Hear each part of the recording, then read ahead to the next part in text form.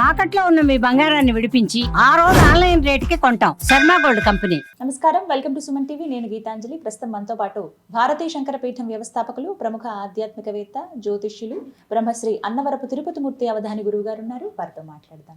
గురుగారు నమస్కారం అండి. ఓం శ్రీ మహాగణాధిపతయే నమః.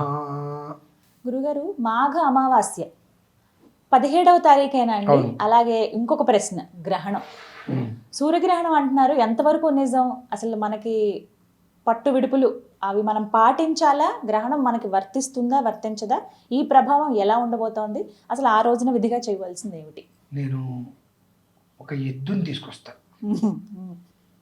దానికి ఆడపిల్ల పుడుతుందా, మగపిల్లవాడు పుడతాడా అంటే అయ్యో రామా, ఎలా చెప్తారు? అవకాశమే లేదు కదండి. అది ఎద్దు, అది ఎద్దు.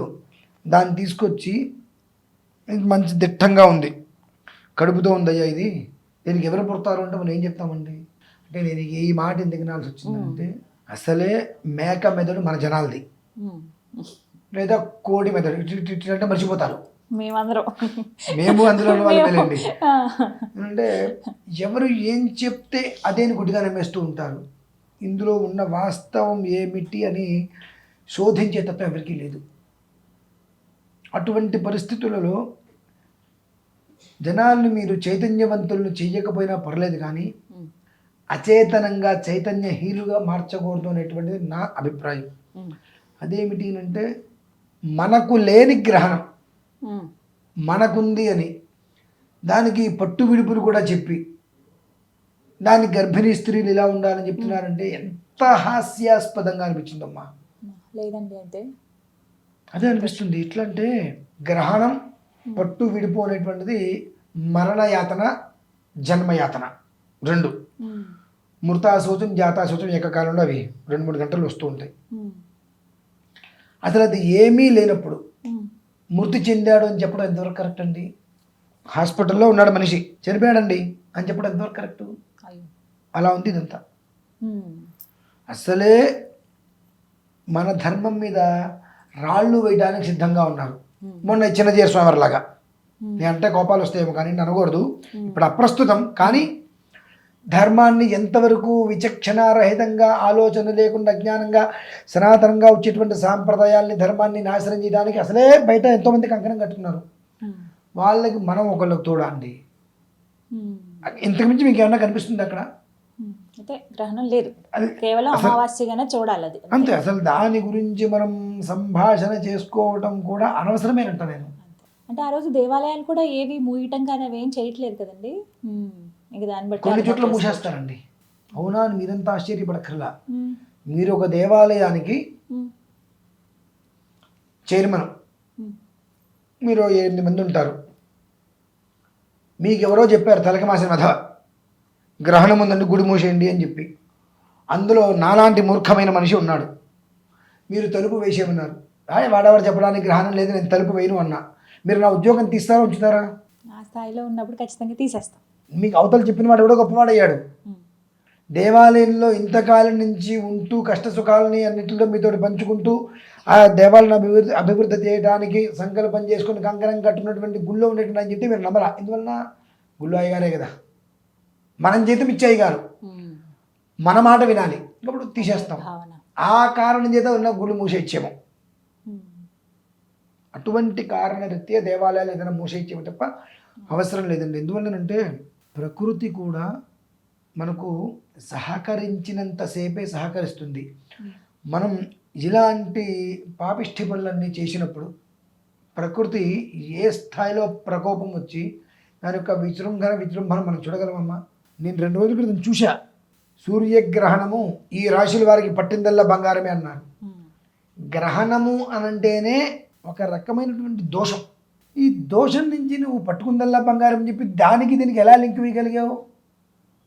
జనాలు కూడా దాన్ని చాలా విచిత్రంగా, ఆశ్చర్యంగా, అందులో నా రాశి ఉందేమో, నేను పట్టుకుంటే బంగారం ఏమో అని చెప్పి చూస్తున్నారు. కొంచెం కూడా వీళ్ళకి అందులో ఉన్నటువంటి పాయింట్ని పట్టుకోలేకపోతున్నారేంటి? గ్రహణం ఎందుకు స్నానం చేయమంటున్నారు? పట్టుస్తున్నాను, విడిపిస్తున్నాను. ఈ నక్షత్రంలో గ్రహణం వస్తే ఈ రాశి వారికి ఆ గ్రహణ ప్రభావ దోషం ఉంటుంది కాబట్టి ఈ నక్షత్ర శాంతి చేయించుకోండి అని చెబుతున్నారు. అవును. ఇన్ని వివరాలు అశేషంగా అనేక సంవత్సరాల నుంచి కూడా వస్తున్నప్పుడు ఉమ్. ఈ గ్రహణ ప్రభావం ఈ రాశులకి అఖండమైనటువంటి ధనయోగం ఒకవేళ ఉన్నా నువ్వు చెప్పకూడదు. ఉమ్. ఒకవేళ ఉన్నా ఎక్కడి నుంచి వస్తుంది ముందు ఉమ్. అక్కడ కనిపించేది ఒక రకమైన దోష ప్రభావం. ఆ దోష ప్రభావానికి ఒక యోగానికి మనం ఎలా కలుపుతున్నాం, ఉమ్. దానికి ఎక్కడ సంస్కరింపబడి ఉన్నది, నిబద్ధత లేదు కదా. ఆ వీడియోస్ అవన్నీ చూస్తుంటే 35,000 40,000 50,000 మంది చూశారు అనుకున్నా. ఇంతటి మతిలేని మనుషులు ఉన్నారా అంటూ మన వాళ్ళేగా తయారు చేసింది, పర్లేదులే అనుకున్నా. ఇంకేమనుకోవాలి చెప్పండి. ఇక్కడ ఒక్కడైతే నేను చెప్తానమ్మా, గురుగారు. మీకు తెలియదు, నాకు తెలియదు, నాకు తెలియని విషయం మీకు చెబుతున్నా, మీరు నిబద్ధతతో వింటున్నారు కాబట్టి అక్కడ నేను మహాగురువుని అయిపోయా. అంతేనంటారా? ఖచ్చితమమ్మా. సరే. ఎందుకంటే శోధన ఉమ్.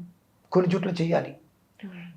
ప్రతిదీ శోధన చేయమని నేను చెప్పను, కానీ కొన్ని విషయాలలో శోధన అవసరం. ఉమ్. గ్రహణం అనగానే అసలు గ్రహణం మన దేశానికి ఎక్కడా లేదు. అంటే ఇక్కడ ఒక మాట అండి, సూర్యుడు చంద్రుడు ఒక్కటే కదా. ఇప్పుడు మనకి వేరేగా లేకపోతే ఆ దేశం వాళ్ళకో లేకపోతే వీళ్ళకి వేరే అన్నట్టుగా ఏమీ లేదు కదా. భూమి అంతటికి ఒకటే కాబట్టి వారికి ఏర్పడేది భూమి అంతా కూడా అది ప్రాప్తిస్తుంది అని అంటారండి. ఇది ఎంతవరకు నిజం? ఇప్పుడు కనిపించినంత మాత్రాన యథా విధిహుతాగ్నీనాం యథా కామార్చితార్థినాం అహస్సు రాత్రి. అహస్సు అంటే ఉదయం, అహోరాత్రం అంటాం కదా. అహస్సు అంటే ఉదయం, రాత్రి అనగా మనకి చీకటి పడుతుంది, రాత్రి తెలిసిపోతుంటుంది. నీకు గ్రహణం ఎప్పుడు రావాలి? అహస్సు ప్రాతః సమయంలో, మాధ్యాహ్న సమయంలో, లేదా తృతీయ మధ్యలో నీకు గ్రహణం రావాలి. నీకు ఎప్పుడు 5 గంటల తర్వాత నీకు భారతదేశ విధానంలో కనిపించే స్థితిలో లేదు. అసలు భారతదేశానికి ఆ గమనం లేదు. లేనప్పుడు గ్రహణ నియమం నీకు ఎక్కడి నుంచి వస్తున్నాయి? మనకు ఉదయం అయితే వాళ్ళకి రాత్రి అవుతుంది, అవట్లేదా? వ్యత్యాసం. ఈ నక్షత్రాలు మారిపోతున్నాయిగా, వారాలు మారిపోతున్నాయిగా, తిథులు మారిపోతున్నాయిగా, 12 గంటలు తేడా వస్తుందిగా. ఈ చిన్న విషయం సరిపోదండి. అహశ్చ రాత్రిశ్చ అని ఏది ఎప్పుడు ఎలా రావాలనేటువంటిది ఏనాడో చెప్పబడి ఉన్నది. ఇంతవరకు మనం చూస్తూనే ఉన్నాం. అథవా 3 గంటలకు మొదలై 4:30 5 గంటలకు అయిపోవడం చూసాం. 5 గంటలకు మొదలయ్యి మనకు సాయంత్రానికి పూర్తవుతుంది 5:30 తర్వాత మొదలయ్యేటువంటి గ్రహణం అసలు ఈ పరిసరాలలో, దేశ పరిసరాలలో లేనప్పుడు నియమాలు ఎలా మనం చాలా తప్పమ్మాది. కొన్ని వైదిక విధానాలు బయటికి పెట్టకూడదు కానివ్వండి. పెడితే ఎలా ఉంటుందంటే వేళ్ళలో వీళ్ళ కొట్టుకు చేస్తారు, వేళ్ళలో వీళ్ళకి పడదు. ఇప్పటికే ఉంది. ఒకే విధానాన్ని అనుసరించి చెప్పొచ్చు కదా. లేనిది లేదు అని చెప్పడానికి కష్టం దేనికండి? అభూత కల్పన, మసిపూసి మారడికాయ చేసి లేనిది ఏదో సృష్టించి ఉంది అని చూపించాలి. అంత అవసరం ఏంటండి? తద్వారా ఏమవుతుంది? ఇవాళ కదా రేపు తెలుస్తుంది ఇది కాదు లేదు అని. ఆ రోజు నాడు నీ మీద కాదు, ఈ సమస్త ధర్మం మీద నమ్మకం పోతుంది. ధర్మం మీద నమ్మకం సన్నగిలుతుంది. ఆ ధర్మం నీ సంపాదనకో, నీ విధానానికో, నీ వ్యవస్థకు నువ్వు చేసుకుంటూ నువ్వు దెబ్బతిను. సంస్థను ఎందుకు చెడబారిందైనటువంటి వ్యవస్థ అని చెప్పి దాన్ని ఎందుకు చెడగొడుతున్నాం మనం? ఇప్పటికే అనేక రకాలుగా ధర్మనిందలు వస్తున్నాయి, రావట్లేదమ్మా?